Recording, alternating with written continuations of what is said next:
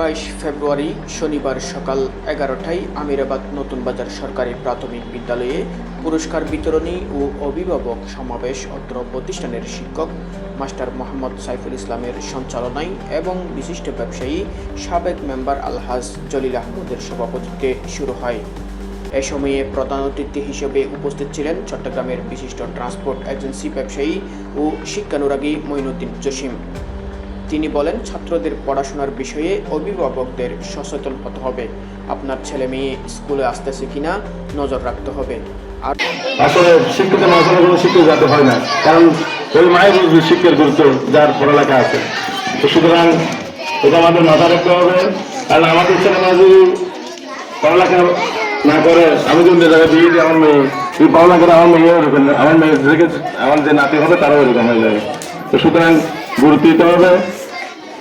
আর স্কুলের ব্যাপারে স্কুল আমরা আসলে অনেক এলাকার সবাই মিলে যেভাবে বসে করে আসছে, এখন তো আস্তে বক্তব্য রাখেন অত্র প্রতিষ্ঠানের প্রধান শিক্ষক মৌলানা নজির আহমদ।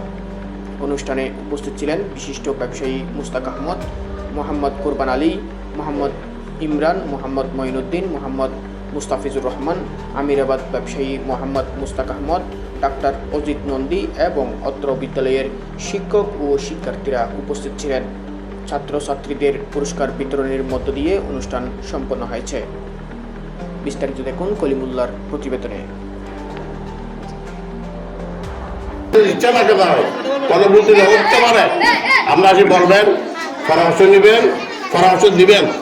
উনি ওদের মনে আমাকে বলছে আমাদের কোনো ফল হইতে পারে, এতগুলো ছাত্রছাত্রীকে আমরা পড়াচ্ছি, যদি কেউ আরো যদি ভুল হয়, অসুবিধা হয়, গ্রাহক অভিভাবক আমাদেরকে আসি বলে যাবে, আমরা সেটা মেনে নিতে বাধ্য হব। আমি আমার ছেলে মেয়ে আমি শিক্ষিত জাতি দেব, অর্থাৎ শিক্ষিত মাই হচ্ছে শিক্ষিত জাতি উপহার দেওয়ার মাধ্যম।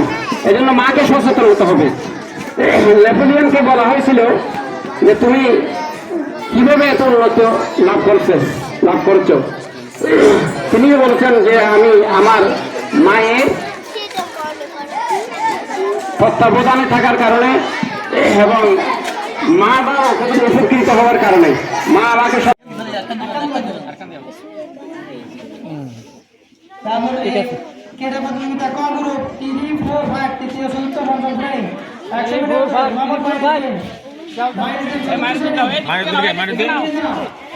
মাইনুদ্দিন